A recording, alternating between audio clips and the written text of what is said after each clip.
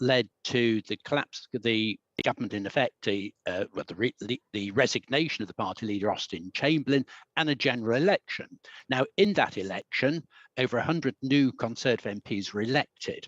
And that's the key thing, because it was newly elected MPs who weren't at the Carlton Club meeting, nothing to do with that. But it was one of them who, looking round, was conscious that for many new MPs, there was a sense, as he put it, of bewilderment of what was happening in Parliament. How did it go on? There's no induction. So he thought, well, let's meet together with other new members and see whether we can form a body to act as a form of self-help group. So they met in April 1923. On the 18th of April, elected Sir Gervais Rentoul, who's the new MP for Lowestoft, a barrister by background, so no parliamentary experience. And then they met again on the 23rd of April and agreed they'd set up this body to cooperate in parliamentary affairs and for the purpose of assisting new MPs in taking part in parliamentary life, getting more involved. So, as I say, it was really a form of self-help group for newly elected members. It was only the following year, there was another election, they opened their membership up to MPs newly elected in that election. So the name derives from the fact that although it was formed in 1923, it was formed of members who were newly elected in 1922.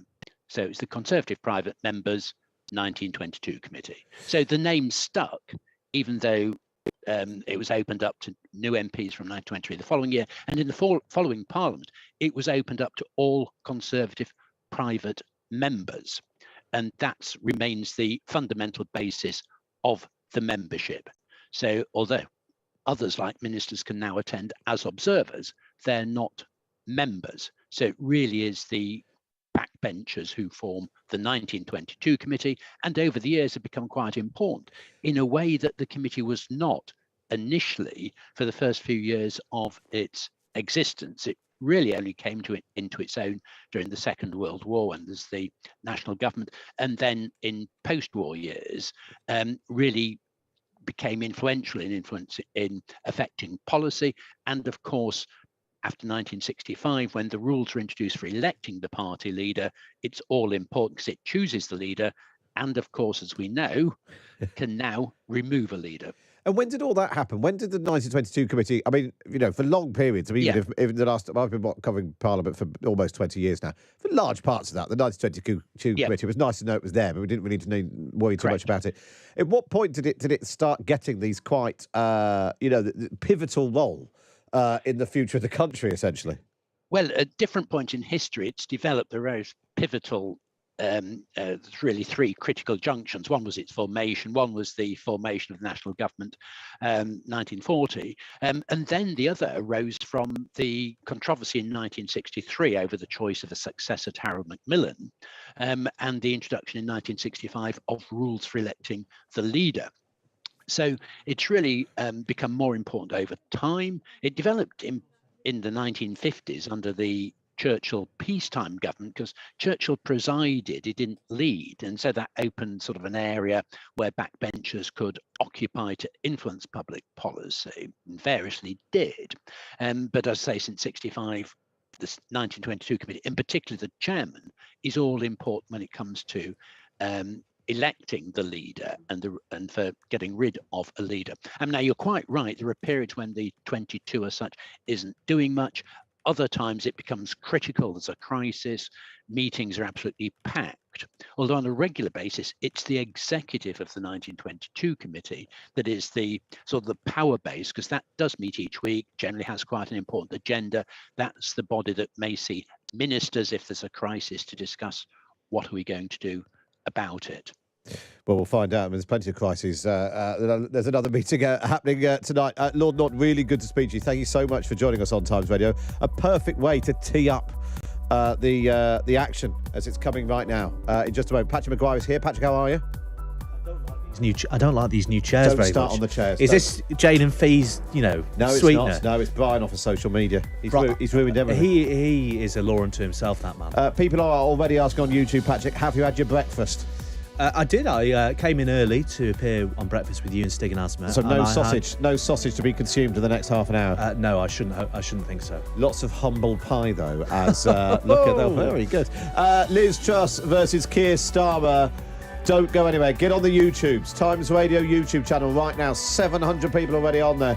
This is going to be a hell of a ride. PMQs Unpacked is next. Across the UK, on DAB, online and on your smart speaker. This is Times Radio. It's 12 o'clock. I'm Matt Chorley and this is Times Radio. In a moment, PMQs Unpacked live from the House of Commons as Liz Truss is questioned by Keir Starmer for the first time since she sacked her Chancellor, hired a new one and changed her economic plan almost entirely. It comes after another Conservative MP, Steve Double, told this programme that the Prime Minister's position was increasingly untenable. In other news, the cost of living has increased again. The latest inflation figures show that the cost of goods increased by 10.1% between September last year and September this year. Milk, bread and meat have gone up the most. A report on the deaths of newborn babies at hospitals under East Kent Trust has found that suboptimal care led to significant harm. It also found medical staff failed to listen to families. And a Russian deputy governor in the invaded city of Kherson in the Ukraine is urging people to leave the region. He's warning of an offensive by Ukrainian forces.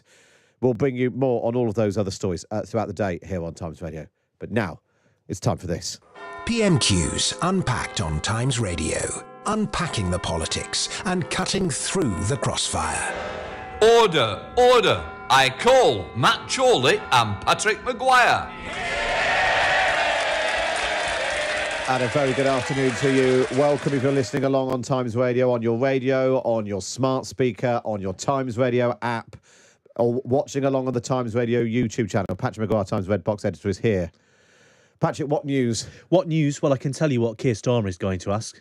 Oh, well, that's a start. I can. Well, we don't need to bother listening then. Well, exactly. Go on, then. Such are my connections to the heart of the Labour Party, as you well know. I'm told Keir Starmer, unsurprisingly, is going to focus on the real-world impact of the past week in Westminster. And interestingly, I think we're going to hear an apology of sorts from Liz Truss early on, or perhaps she will restate the apology she gave at the end of last week. Labour's view, Keir Starmer's view, is that was a big mistake. Because if you listen to Liz Truss's defence for the economic turmoil, it's always somebody else's fault, is how Labour see it. You know, it's the fault of the war in Ukraine. It's the fault of the bond markets. It's not her fault. They think by apologising, she has accepted her responsibility and leaves herself wide open to the sort of attack we're going to hear from Keir Starmer today. Well, before we even get to Keir Starmer, let's take the very first question. This was from the Labour MP, Justin Matters. Let's go to the comments. Justin Matters. Thank you, Mr. Speaker. When the penny dropped for the Prime Minister on Monday and she realised that her budget was responsible for crashing the economy, she should have come to this House to explain herself and to apologise to the millions of people who will now be paying hundreds of pounds extra a month on their mortgages because of her mistakes. But now she's here, can she tell us, given the absolute chaos her government has created, why the Chancellor lost his job but she kept hers? Mr. Speaker, I have been very clear that I am sorry be very clear. and that I have made mistakes. But the right thing to do in those circumstances is to make changes, which I've made, and to get on with the job and deliver for the British people. And Mr. Speaker, we've delivered the energy price guarantee, we've helped people this winter, and I will continue to do that. I mean, just a sign of things to come there. A joke about when the penny dropped. Clearly, Penny Mordaunt was Penny with a capital P there from Justin Matters. Yeah, Penny Mordaunt stood in for the Prime Minister on Monday, where she delivered the immortal line, "The Prime Minister is not hiding under a desk." Yes, she did. And this is the first time the Prime Minister has had a proper appearance in front of the Commons, or indeed in front of everybody, since Penny Mordaunt auditioned so adeptly for her job on Monday. And that, as you say, gives us a flavour of things to come, which is, a bit of contrition, but mostly defiance. And I think you can hear from the muted response. I wouldn't go quite as far as say it was completely mute. You did hear some supportive cheers there, but it's much quieter than Liz Truss would like at this juncture. So I think we're not going to have a particularly illuminating exchange between her and Keir Starmer, but let's see. Well, lots of you. Sam says PMQ's locked in on the Times Radio YouTube channel. This is going to be a hell of a ride. Benjamin says, if you're into politics and who isn't right now, pop over to the Times Radio live YouTube channel. Somebody else says Penny Mordaunt looks like a bulldog licking something else off a thistle. Last week it was a wasp. Something I can't see on the radio now. Right, here we go. That's a very vivid image. A very vivid image. Right, here we go then. This is PMQ's Unpacked, as we've probably never seen it before. This is Keir Starmer's question number 1 to Liz Truss. Thank you, Mr. Speaker. A book is being written about the Prime Minister's time in office. Apparently, it's going to be out by Christmas. Is that the release date or the title? Well, Mr. Speaker. That's quite a good gag. Mr. Speaker. It's quite a good gag. I have been in office for just under 2 months, and I have delivered the energy price guarantee, making sure that people aren't paying £6,000 bills this winter. I've reversed the national insurance increase, and I've also taken steps, and we will be taking steps, to crack down on the militant unions. Now, what, Mr. Speaker? I think, Mr. Speaker, that is more of a record of action than the honourable gentleman in his 2.5 years in the job. What was interesting about that answer, Matt, if you allow me to jump in first? Please do.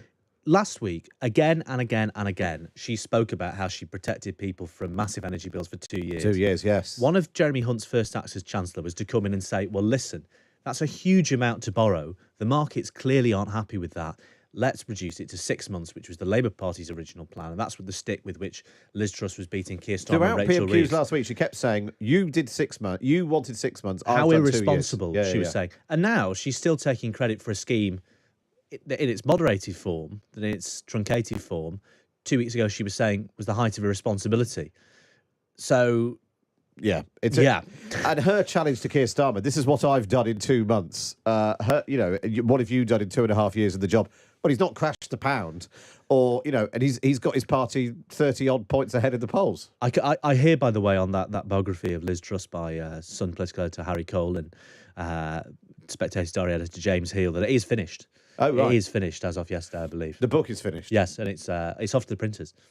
So what are they going to do about what may or may not happen in the coming? Well, is it going to be like a collected in parts? I think like it's one of those sort of put like together a Victorian serial. Yeah, I think it's all clear those that things when you'd like put together a dinosaur made out of wood. You'd like collect, like one of those magazines. the first issue was 99p, and then you're paying a tenner for the component parts of a model Morris Minor. Well, I was burnt many times on that as a child, I'm afraid. That's inflation for you. Who knows how much it'll be by the time you put the steering wheel on at Christmas. Right then, let's go back to the House of Commons. This is question number 2 from Keir Starmer. Mr. Speaker, last week the Prime Minister ignored every question put to her. Instead, she repeatedly criticised Labour's plan for a 6-month freeze on energy bills. This week, the Chancellor made it her policy. How can she be held to account when she's not in charge? Well, Mr. Speaker, Liz Truss does not look happy. Our policy is to protect the most vulnerable for 2 years. That wasn't the policy last week. I had to take the decision, because of the economic situation, to adjust our policies. I am somebody who's prepared to front up. I'm prepared to take the tough decisions. Unlike the honourable gentleman, who hasn't done anything on businesses, he's done nothing to say he'll protect people after 1 year. He's got no plan. Note there, Liz Truss said, and emphasised it in a very pantomime way, I took the decision when everybody knows it was Jeremy Hunt. And Jeremy Hunt there was sort of smirking knowingly as she claimed credit for decisions she was basically forced to take at gunpoint. Well, we shouldn't, let's not overlook the absurdity of the Prime Minister turning up a week after she argued the exact opposite and accused Keir Starmer of having no plan. Yeah. When her plan is Keir Starmer's plan. Yeah, and it's not even her plan. It's Jeremy Hunt's plan. Hunt's plan. I mean, it's extraordinary. Do let us know what you think about it. Text 87222, start your message with the word Times. You can tweet using the hashtag Times Radio. Get on the Times Radio YouTube channel. Loads of you are saying she didn't take the decision, though. The backbenchers are so quiet and nervy looking, so tired of hearing about the militant unions. If we had a general election, he could show her what he'll do. I mean, she does look really rattled. I mean, that's the general mood. If you want to put the counter, if you're a Liz Truss supporter, do get in touch, and we'll stage an intervention or something. This is Matt Chorley on Times Radio, bringing you PMQs Unpacked. We go back to the House of Commons. It's question number 3 from Keir Starmer.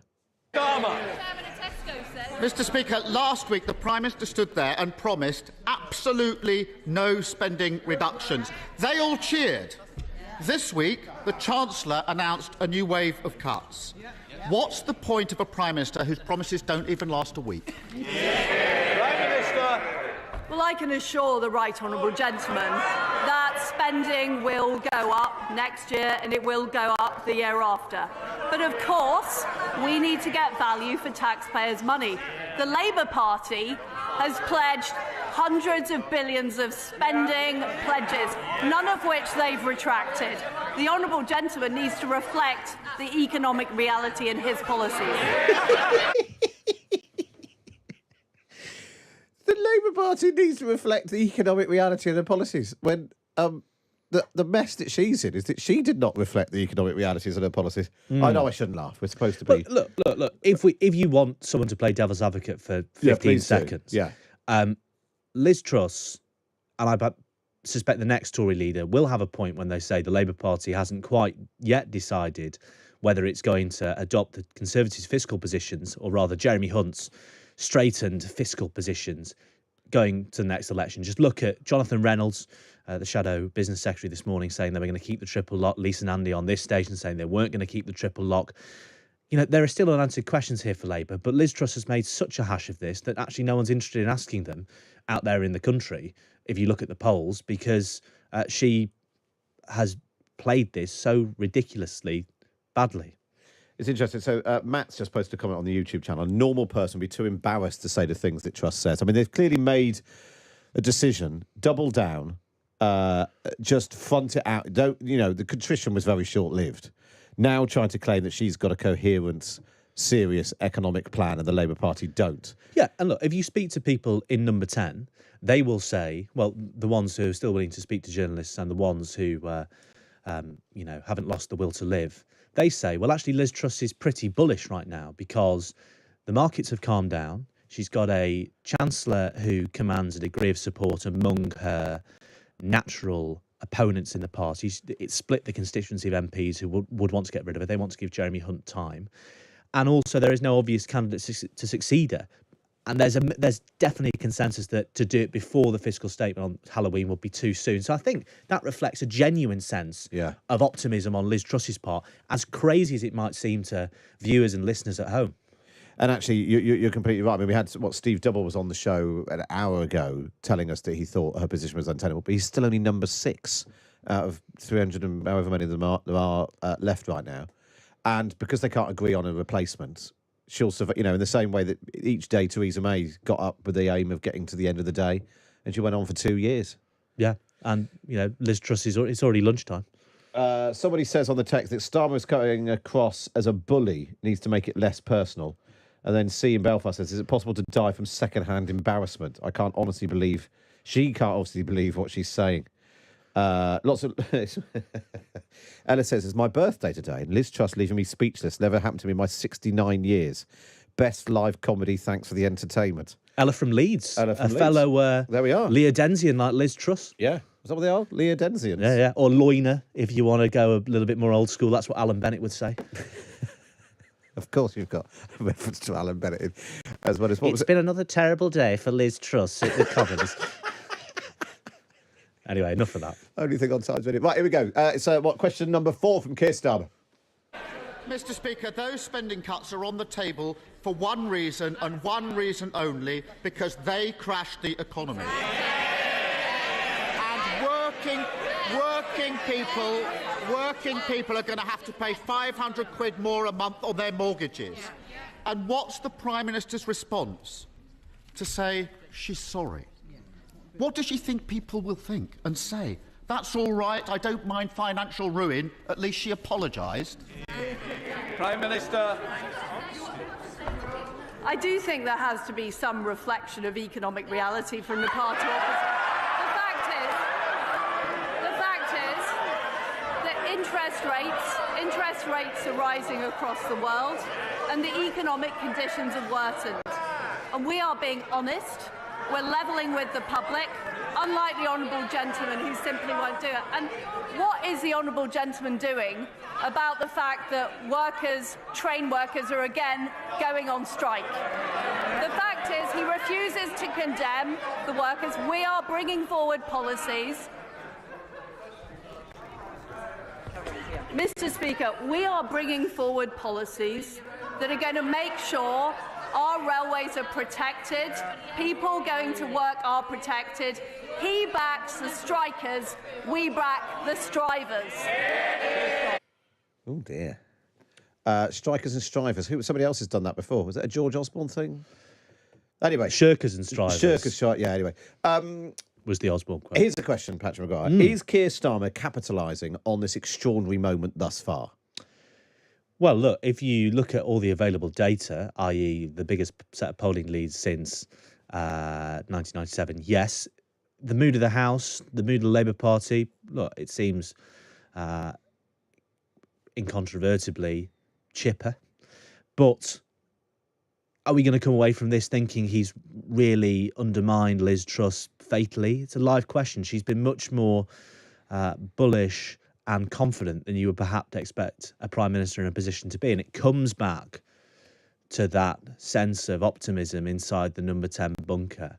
And I think she's looking at the MPs behind her saying, well, look, I'm showing you that for now, at least, I'm the only show in town. And to be fair to her, I think she's exceeding very low expectations in terms of the quality of her oratory today, as much as that is a very low bar. And clearly, what was that? That was question number 4. There's a couple more to go yet. And Keir Starmer sort of needs the moment, which is going to go via that every person who isn't even into politics says, yes, he's finally captured how I feel and all the madness of the last few weeks, and he's the man we want for the job. Yeah, exactly. But also the problem for Keir Starmer is, as much as, again, it feels almost ridiculous raising some of these points, or saying Liz Truss has a point when she talks about Labour's fiscal black hole, or she's asking him to condemn public sector strikes, because ultimately the Tories have bigger questions to answer on those two things, because they are in government and they are in charge of this fiscal mess. But they are questions the Labour Party will have to answer at some point. And perhaps this combination of Keir Starmer, while this is a bravura performance from Keir Starmer, I think it's one of his better parliamentary performances, and he's got a massive polling lead. The Truss is sort of tugging at strings that a better leader, a more accomplished Tory leader, when they come, might be able to exploit to greater ends. Yeah, no, it's an interesting question about Labour's economic policy. I'm just not entirely sure she's necessarily the right person to be posing. Well, no, and right now, it's a second order issue, I'm afraid. Someone's loads of you got in touch today. Brilliant radio. Someone else says, RE PMQs, after listening to Dumb and Dumber, you choose which way I thought he was talking about us. I thought he was talking about us. I've come to the conclusion that both parties are irredeemably crap and we need something. Oh, well, it's not us. It's not us. He's talking about the two in the comments. Let's go back to the comments right now then. Question number 5 from Keir Starmer on Times Radio. Mr. Speaker, she's asking me questions because we're a government in waiting and they're an opposition in waiting. There's no... Another good gag. There's Pretty good line. Getting away Slightly from fluffed. this. Millions of people are facing horrendous mortgage repayments, and she's admitted it's her fault. She shouldn't have conducted an economic experiment on the British public. But it's not just her. They put her there. They're keeping her there. Why on earth would anyone trust the Tories with the economy ever again? I notice, Mr. Speaker, he's not actually objecting to a single economic policy that the Chancellor announced on Monday. He's refusing to condemn the strikers. We're on the side of working people. We're going to legislate to make sure we keep our railways open. The honourable gentleman refuses to do anything. I mean, I suppose going on about the Labour Party and train strikes is, the last refuge of someone who doesn't know much to go on. You can't announce a whole load of policies which the opposition oppose, and then you adopt the opposition's position and say, well, I notice you don't object to anything we're doing now.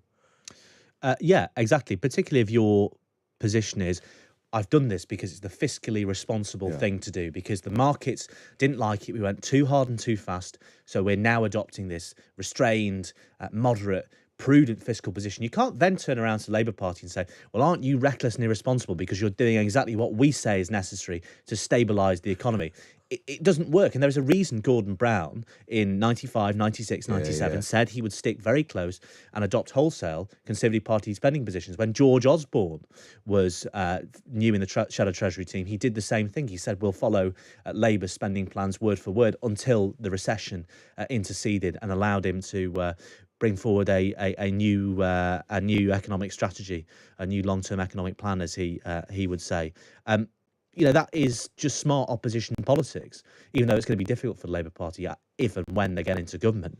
But it's a very strange attack line from Liz Truss for that very reason. And just in terms of economic policy, going back a couple of questions, she said spending will go up next year and will go up the year after, which sounds like, beyond that, there might be difficult decisions to come. But also, if the energy, part of the reason why spending is going up is because the energy package costs so much money. Yeah, exactly. And at the same time, you have Jeremy Hunt calling in the cabinet and saying you're going to have to make swinging cuts to every departmental budget. And by the way, the NHS and defence is going to go up, as Liz Truss keeps assuring MPs. But Jeremy Hunt is very much telling the cabinet that NHS budgets and welfare budgets aren't necessarily ring-fenced. So for Liz Truss to say, don't worry, spending's going up, is a little bit disingenuous, considering we're about to get Osborneomics 2.0 and then some. Yeah, absolutely. Well, let's go back then. This is the what do we call the peroration? This is the moment where they both reach for their social media clip. So hold on to your spines as they're about to tingle.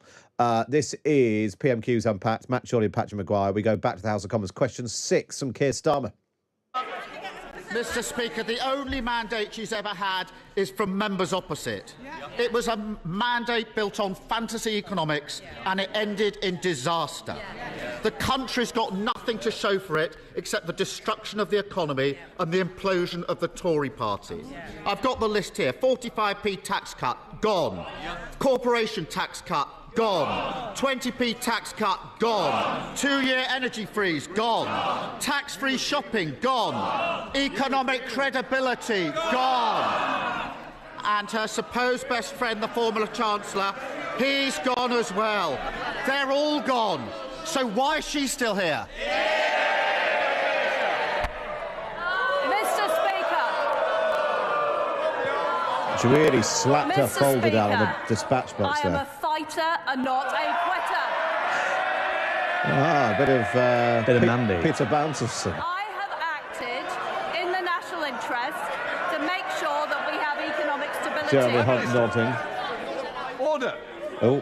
Order. I'm going to hear the Prime Minister. Lindsay I Hoyle suggest that all intervening. members need to hear the answer. Prime Minister. Telling Labour MPs to shush. Mr. Speaker, I am a fighter and not a quitter. We have delivered. That suggests it on was the very much a energy pre-planned price line, that. guarantee. We've delivered on the energy price guarantee. We've delivered on national insurance. We are going to deliver to stop the militant trade unions disrupting our railways. The honourable gentleman has no idea, he has no plan, and he has no alternative. Well, that suggests Liz Truss is going to become the next European Commissioner if she's adopting the Peter Mandelson in 2001 strategy. So that's something to look forward to. Our re-entry into the EU and Liz Truss as European. So explain the history of I'm a fighter, not a quitter. Well, it was in the 2001 election. Peter Mandelson had a bit of a tough time, having been forced to resign from cabinet. And then at the declaration, there'd been a lot of talk that he was going to lose Hartlepool either to the Liberal Democrats. Arthur Scargill ran against him. At his declaration, he defiantly said, I am a fighter and not a quitter. It's an iconic moment from the annals of New Labour that Liz Truss has ripped off and managed to deliver without the genuine sort of sense of anguish and relief that Peter Mandelson delivered at the time. That's sort of Yeah, and also you have Keir Starmer quoting Rishi Sunak talking about fairy tale economics. So it's very much And there was a sort of there was a famous speech Tony Benn gave. We're getting into the weeds here, but that's what PMQs Unpacked is for, where he was on the stage at a Labour conference in the early 80s talking about James Callaghan going, the renationalisation of key industries ruled out, and he went on and on and on with this long shopping list of left-wing policies, and everyone sort of cheered, and that's sort of what Keir Starmer was doing there. So it's a real cocktail. All of the impressions today. Ben is my favourite. You talk with like a mouthful of marbles and just say, Matt Shorley on Times Radio. It's an absolutely fantastic show, and I'm really happy to be here. If you want us to text in with any other requests for impressions, 8722, starting message of the word times. Robin says, great line from Keir Starmer. We're a government in waiting and you're an opposition in waiting. It was a great line. It got he slightly tripped over it. It then got slightly lost in a way that those great lines, the Tony Blair, I lead my party, he follows his, weak. He hasn't quite yet got the thing that I don't think, quite got the thing that were he to become Prime Minister, will be used in the montage when he leaves Downing Street type moment. Well, the writing is there, and that's probably because a lot of the people who were writing those lines for Tony Blair are in and around the Starmer project. But as you say, the delivery, they're not quite as memorable. I don't think you could fault any of the questions on paper there, and I imagine you read it back in Hansard and they'll seem like zingers, but you listen to them, and look, let's not be churlish here. Keir Starmer has improved immensely as a parliamentary performer in the past 2 years, and Liz Truss definitely flatters him because that is not her strong suit either. But I think you're right to say he still struggles to get into fifth gear and really own a moment. But they're great knockabout lines as well. And I mean that bit right at the beginning about the book about Liz Truss out by Christmas. Is that the publication date or the title? That's a great line. But not quite enough to... Not quite there. And also, I always think back to the sort of slightly odd session of PMQs where Keir Starmer was talking about Love Island. And that's something Tony Blair always was able to do really well. Remember, he had that session of PMQs where he told William Hague, you are the weakest link, goodbye. And was doing sort of Who Wants to Be a Millionaire style riffs on the quiz shows of the day. And Tony Blair could do that. Can Keir Starmer... I don't know, but I mean, maybe that's not what people want from Keir Starmer at this time of economic uncertainty. Exactly, just a bit of steadiness is probably sufficient. Right, well, because a little bit earlier than we do normally, just because they really rattled through that session of PMQs.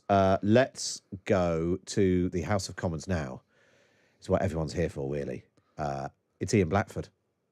Mr. Speaker, after 10 U-turns in 2 weeks. We're left with a Prime Minister in office, but not in power. And families are paying through the teeth for her mistakes. Her latest broken promise has put pensioners in the front line of Tory cuts. So, can the Prime Minister perhaps turn to her Chancellor right now, get permission to make another U-turn, and commit to raising the state pension at the rate of inflation? Prime Minister. I honestly don't know what the honourable gentleman is talking about because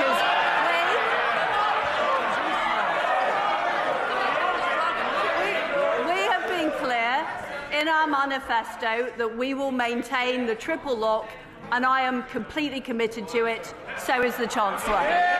Well, that's news. That's some actual real-life news there. Only, a couple of hours ago, we had Steve Double, Tory MP, on, calling for Liz Truss to consider her position, but also calling for the pensions lock to continue. Liz Truss apparently unaware that there was ever a question about that. Yes, exactly, despite the fact the briefings have come from the number 10 and the Treasury on that question. And it raises a really interesting and potentially insoluble problem for the Chancellor, who is looking at everything on the metaphorical table in terms of budget cuts. If pensions are now going to rise in line with inflation, that's what the triple lock means. They're going to rise by at least 10%. What are they going to do about benefits rising with inflation, if not wages, which are at 5.4% average wages? Because lots of Tory MPs think the rule should hold for both. There were threats of a rebellion last week. That hasn't gone away. So again, she just made Jeremy Hunt's job on Halloween much, much harder. And we know, Penny Mordaunt, she came on this show and said benefits should rise in line with inflation. Steve Double was saying that both should happen. On each one of these things, you end up in a situation where Jeremy Hunt's not going to have any room for manoeuvre at all because you're going to mount a case for everything. Yeah, no, exactly. And every Tory MP, they're now emboldened by the political disarray. Because they know that on 45p, on the pension triple lock, presumably on benefits, they can force their over on anything. Yeah, that majority of 80 is no majority at all. But Jeremy Hunt at the same time is saying to them, listen, everything has to be on the table because look at what happened to the markets, look at what's happening to the polls. So it's going to be a really high-stakes game of chicken for the pair of them. Absolutely, yeah. And there's only 10 days for them to try and get all that to add up. Right, up next on PMQs Unpacked, we'll bring you the best of the rest. We'll keep an eye on what's happening on the back benches. Lots of you have been in touch asking. You're now doing requests for impressions, Patrick. So if you could work on your Jacob Rees-Mogg impression and your Brian Walden, we'll do. I'm not old enough for Brian Walden.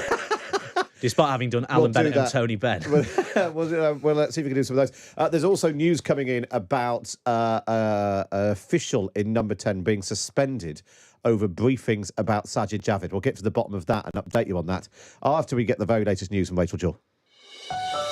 Across the UK, on DAB, online and on your smart speaker.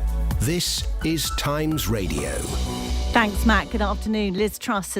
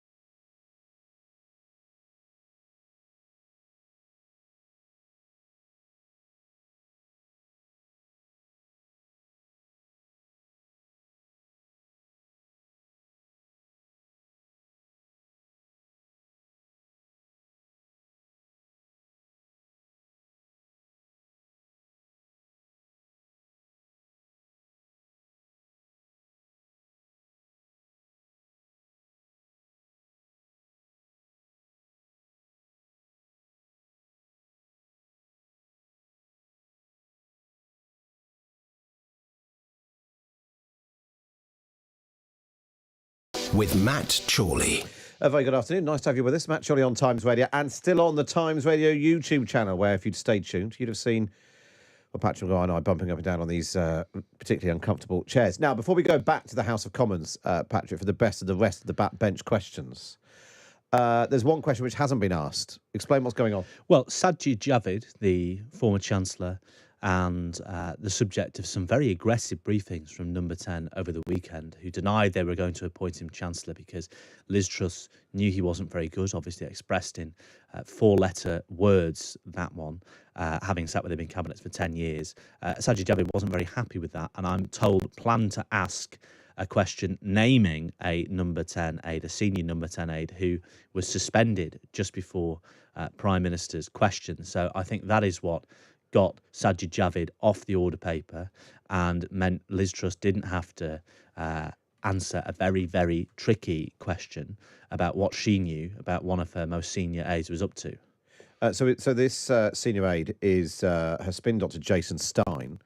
Long time. He's been in and around government for quite a while. He former SPAD to Amber Rudd and others. And worked with Liz Truss when she was Chief Secretary of the Treasury. Is that where they first... From memory, they first worked together? Yeah, I believe so. And he was, very influential in her leadership campaign. Is the person who does PMQs prep with her every week. So for him and in fact, people would have seen that some of the sort of stock footage of her coming out and getting in the car. He's quite often sort of carrying her bag or whatever and getting in the car. But that shows you the tricky situation Liz Truss is in, that she's having to suspend or having to respond to a backbench clamour to do something about one of her most senior aides over allegations of aggressive briefing or whatever, because usually that's the sort of thing a Prime Minister would never do unless they absolutely had to. Prime Ministers never get rid of their most valuable aides unless they're in a really tricky situation politically. You think of Gordon Brown and Damien McBride, who a similar spin doctor who Gordon Brown really relied on, and it was only when the going got really tough for Gordon Brown that he eventually got rid of Damien McBride. And there are lots of other examples throughout history of aides, rubbing people up the wrong way, and for whatever reason, even if their conduct is denied or whatever, getting the boot. And we don't know the outcome of any investigation by the government into Jason Stein and what he has done or not done yet. But it shows the political pressure Liz Truss is under that this has happened, I think. So just to be clear, as we understand it, there was a briefing to the Sunday Times at the weekend over a suggestion that Sajid Javid had been considered to replace Kwasi Kwarteng as Chancellor. Number 10 source reported saying the Prime Minister laughed out loud at the suggestion of Sajid Javid becoming Chancellor. She has sat in the cabinet with Javid for 10 years and she knows who is good and who is, then a 4-letter word beginning with S, which I also won't repeat on our family. It's lunchtime. It is lunchtime. It's also worth pointing out, a bit of light trivia for you. Jason Stein briefly advised Prince Andrew. To be fair to Jason Stein, he did tell him not to do the Newsnight interview. Yeah. So he's not completely. He knows when someone who's not very good at communicating should and shouldn't be in front of a camera, which perhaps explains why Liz Truss has been doing so little. So little media. Right, but let's go back to some of the actual questions that were asked in the House of Commons. Some questions about a different Number 10 aide this time, Mark Fulbrook, the Prime Minister's Chief of Staff. This is Labour MP Nick Smith. Mr. Speaker, the Prime Minister's Chief of Staff is in hot water after lobbying on behalf of a Libyan warlord and big tobacco. It turns out he's also lobbied for PPE giants Santé Global. Is it wise to have a lobbyist at the centre of Downing Street? Prime Minister! Mr. Speaker, all appointments in Downing Street are properly checked through the propriety and ethics process, and that is the way that we do it in a completely impartial way. Not much an answer there. I mean, not least because Mark Fulbrook's very employment was the subject of what ended up changing as a result of revelations by the Sunday Times. Yeah, he's had to recuse himself from a number of policy areas, foreign policy and Libya, because he was involved in advising one of the rival claimants to the Libyan premiership, who has links to the Russian mercenary group, the Wagner Group.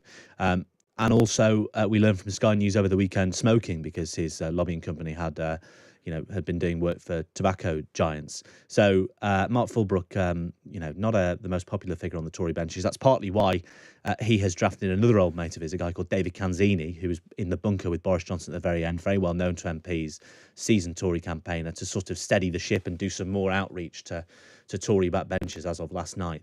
Whether that's enough to extend her stay in number 10 beyond a couple of weeks is another question. Mark Fulbrook, as well, I know, lots of Tory MPs who backed Rishi Sunak were bombarded by messages from him saying, come across to Liz Truss, look at, graphs and polls, and, you want to come and join the winners, you want to get on the winning team. And so he made quite a lot of enemies, I think, during that period. He's also, by the way, the mastermind behind... I think he was also intimately involved with the campaign him and David Canzini were intimately involved with the campaign to get Owen Paterson off the hook. So well, it all seems like almost 12 months of the day, I think, possibly. Not far off. It is. Let's go back to the House of Commons and we'll have another question now. This is from the Conservative side. It's the Conservative MP, John Barron. Mr. Speaker, there's been a number of low points recently, including the Republic of Ireland's football team singing pro-IRA songs in the changing room. We should never forget the sacrifice of those who paid the price to maintain the peace during the Troubles. Closer to home, recent events meant that spending is going to be more constrained than originally thought. May I encourage the Prime Minister to ensure that we retain compassion in politics and these decisions, including maintaining the link between benefits and inflation. Will she do that? Prime Minister. We are compassionate Conservatives. We will always work to protect the most vulnerable, and that is what we did with the energy price guarantee. We are going to make sure the most vulnerable are protected into year 2, and I'm sure the Chancellor has heard my honourable friend's representations on the contents of the medium-term fiscal plan. That's notable, Patrick, because the Prime Minister was adamant that pensions would still rise in line with inflation, but clearly left some wiggle room there on benefits. Or am I reading too much into it? Yeah, I think so, in that she, gave the impression that she was perhaps going to split the difference.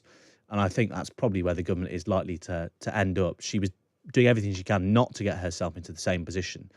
Look, and there's a clear electoral incentive for the Conservatives to be as helpful as they can to pensioners, given how pensioners tend to vote, and welfare claimants are, a priority of a different order for the Conservative Party, if you want to put it politely.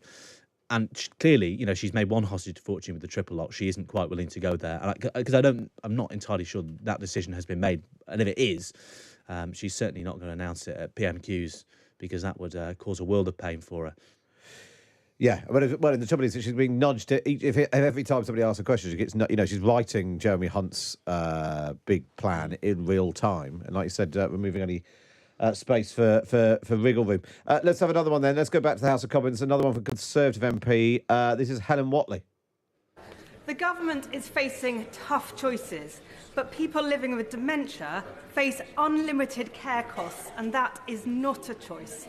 Can my right honourable friend assure me that she is committed to social care reform to end that worry and relieve pressure on the NHS?